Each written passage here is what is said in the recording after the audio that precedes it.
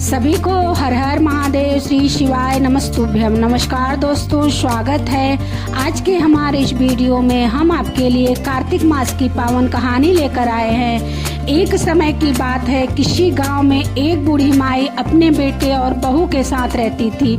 कार्तिक का महीना आया तो बूढ़ी माई कार्तिक स्नान के लिए गंगा जी जाने का विचार करने लगी। वो अपने बेटे और बहू से बोली, मैं कार्तिक स्नान के लिए गंगा जी जा रही हूँ। यह सुनते ही बहू बोली, माता जी मैं भी आपके साथ कार्तिक स्नान के लिए गंगा जी जाना चाहती हूँ। यह सुनते ही सास ने उसे शाप मना कर दिया और बोली, बहू मेरी तो उम्र हो गई है, तुम तो अभी बहुत छोटी हो, बाद में कभी चली जाना। गंगा स्नान के लिए मेरे पीछे से घर में कोई ना कोई तो होना ही चाहिए, तुम्हें यही घर पर रहना होगा, घर की देखभाल करनी होगी। बहू बोली, ठीक है जी माँ जी, आप गंगा स्नान करोगी तो मैं समझ लूँगी कि मैंने भी कर लिया।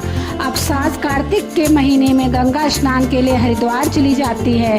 सास के जाने के बाद बहू बहुत दुखी हुई और वो मन ही मन खुद को कोसने लगी, पता नहीं मैंने ऐसे कौन से बुरे कर्म करे हैं जिनके कारण मैं कार्तिक स्नान के लिए गंगा जी नहीं जा पाई। ऐसा सोचकर वह बहुत दुखी हुई। उधर सास मन ही मन बहुत खुश थी कि वह गंगा स्नान के लिए आई है और बहू नहीं आ पाई। उधर बहू ने मन ही मन सोचा, कोई बात नहीं, गंगा जी ना सही मैं घर पर ही कार्तिक स्नान कर लूँगी। ऐसा विचार करके बहू कुम्हार के पास गई और उसने 3 कुंड खरीद लाई और उन्हें अपने घर की छत पर रख दिया। अब वह रोज रात को एक कुंड में पानी भर कर रख देती और अगले दिन सुबह सुबह उसे पानी से स्नान कर लेती और कहती, सास नहाए उंदी बैठ, बहू नहाए कुंडे बैठ, हर हर गंगे, मन चंगा तो कठौती में गंगा। बहू कैसा कहते ही गंगा जी की धार उसके कुंड में आ जाती और बहू से पानी स्नान कर लेती। उधर दूसरी ओर गंगा स्नान करते वक्त बूढ़ी माई के मन में विचार आया कि अपनी अलमारी खुली छोड़ आई हैं, जिससे बहू उसकी अलमारी खोलकर उसके सारे गहने और रुपए पैसे निकाल लेगी। ऐसा विचार करते हुए बूढ़ी माई गंगा स्नान करने लगी। जैसे उसने गंगा जी में डुबकी लगाई, उसकी नाक की नथ खुलकर गंगा जी में बह गई। यह देखकर वह और ज़्यादा दुखी हो गए और सोचने लगी, मेरे सारे गहने मेरे पीछे से मेरी बहू ने ले लिए होंगे, मेरे पास बस यही नथ बची थी जो भी गंगा जी में बह गई। ऐसा सोचकर बहुत दुखी होती है।